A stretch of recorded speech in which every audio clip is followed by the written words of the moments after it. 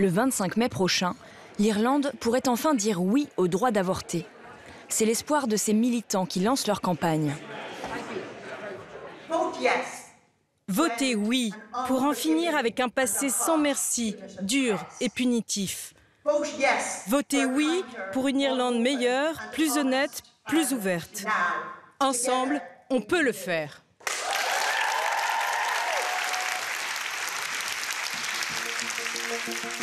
Le peuple irlandais doit se prononcer par référendum sur la suppression du 8e amendement de la Constitution qui protège le fœtus. Si le oui l'emporte, le ministre de la Santé, Simon Harris, proposera une loi autorisant l'IVG jusqu'à 12 semaines de grossesse. C'est un sujet très sensible, complexe, et les gens ont des points de vue très sincères des deux côtés. Mais ce n'est pas parce que c'est un sujet difficile qu'il faut l'ignorer. On l'a ignoré depuis trop longtemps. Nous ne voulons plus l'ignorer. C'est pour cela que nous mettons en œuvre ce référendum. Après le référendum autorisant le divorce en 1995 et celui pour le mariage homosexuel en 2015, la légalisation de l'avortement est la dernière bataille d'une guerre civile morale qui oppose deux Irlandes. Alors, quelles sont les méthodes des deux camps qui s'affrontent? Qui les influence? Qui les finance? Conservatrice ou progressiste, quelle Irlande va l'emporter? Dublin, le 10 mars 2018. Les anti-avortements ouvrent les hostilités. Une armée de pancartes et de banderoles envahit les rues. Plusieurs dizaines de milliers de personnes sont venues de toute l'Irlande.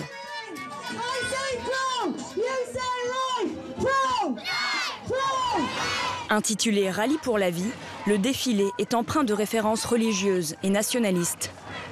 Pour ces manifestants, l'interdiction d'avorter est une fierté nationale, à conserver coûte que coûte.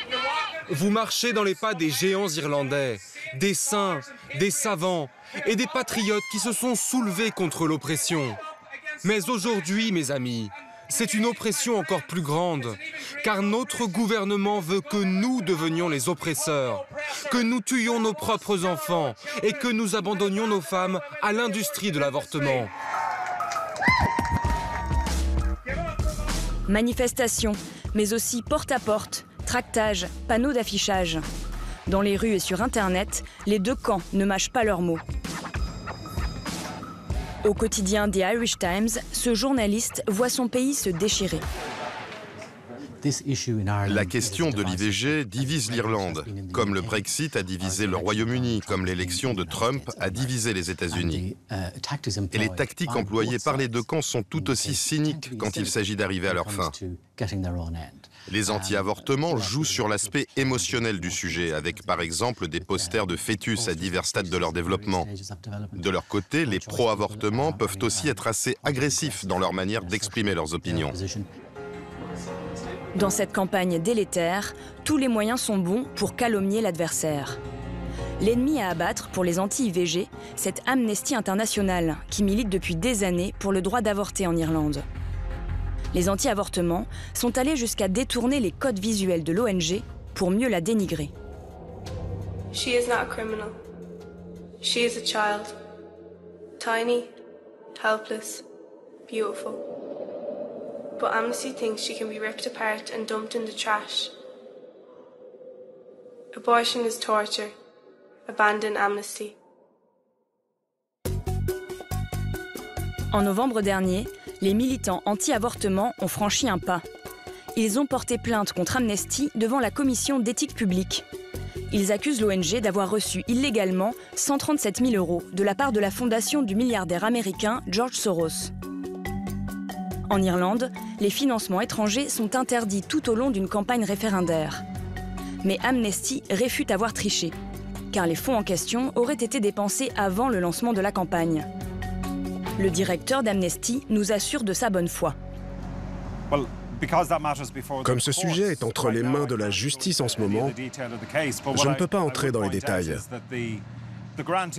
Mais les fonds en question ont principalement servi à financer une campagne de lobbying qui ciblait le gouvernement entre janvier 2016 et décembre 2017. Cette députée qui soutient Amnesty et la campagne du oui dénonce l'instrumentalisation de cette affaire. Des plaintes ont été orchestrées. Elles ont été activement organisées dans le but de bâillonner une ONG importante qui fait aujourd'hui partie de la campagne du oui. Et les seules organisations qui ont été observées sont celles pour lesquelles il y a eu des plaintes. Ce n'est pas juste, ça a un côté arbitraire et cela peut cacher des intentions malveillantes. De leur côté, les pro-avortements ripostent. L'Association des athées d'Irlande, en faveur du oui, a elle aussi déposé une plainte auprès de la commission d'éthique. Les athées dénoncent l'opacité des comptes de campagne du plus fervent des anti-avortements, l'Église catholique irlandaise. Quand on voit la quantité de publications, de sites internet, de panneaux, tout ce qu'ils produisent, ce n'est pas possible que cela provienne uniquement des quêtes du dimanche à l'église. Alors d'où vient l'argent? On ne sait pas.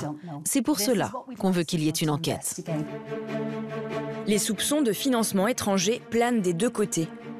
Mais pourquoi des organismes internationaux voudraient-ils investir dans une campagne irlandaise? La portée symbolique de ce référendum dépasserait les frontières de l'île et ferait même l'objet outre-Atlantique d'une lutte d'influence entre libéraux et conservateurs. Il y a des groupes anti- et pro-avortement aux États-Unis très puissants. Des fondations qui auraient intérêt à financer des campagnes des deux côtés du débat. Certaines organisations catholiques fondamentalistes américaines sont très militantes sur la question. Elles essayent de durcir les conditions de l'avortement aux États-Unis et peuvent chercher également à influencer le débat ici en Irlande. Et pour influencer le débat à distance, les lobbies pro- et anti-avortement américains investissent les réseaux sociaux, contournant ainsi l'interdiction d'ingérence étrangère. C'est ce qu'a découvert ce jeune Dublinois, spécialiste en communication digitale. Il a lancé l'initiative pour un référendum transparent, qui recense les publicités pour et contre l'avortement perçues par les internautes irlandais. Cela pose un problème. Actuellement, il n'y a absolument aucune régulation autour de ça.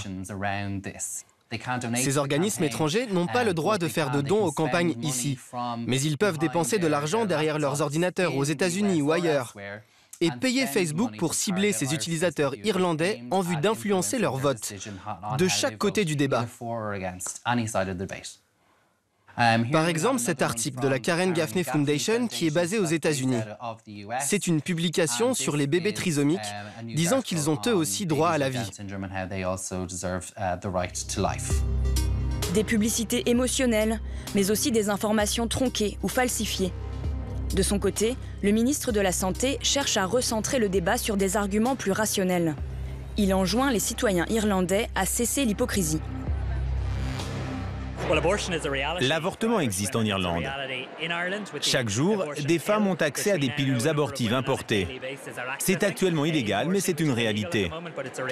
Et c'est aussi une réalité pour les plusieurs milliers d'Irlandaises qui vont chaque année à l'étranger pour accéder à l'IVG. Donc les Irlandaises avortent, ici et à l'étranger. Et en tant que ministre de la Santé, j'ai le devoir de demander au peuple d'Irlande d'autoriser le gouvernement et le Parlement à mettre en place des structures pour encadrer et sécuriser cette situation. L'Irlande est à la croisée des chemins. Son choix à venir sur le droit à l'IVG sera lourd de sens pour le pays. L'avortement est l'une des dernières questions qui définit en quelque sorte l'État irlandais. Et c'est peut-être le dernier grand thème moral qu'il nous faut débattre. Je pense que cela reflète à quel point la société irlandaise a changé, car les gens ne le voient plus tant aujourd'hui comme une question morale, justement, que comme une question de santé des femmes.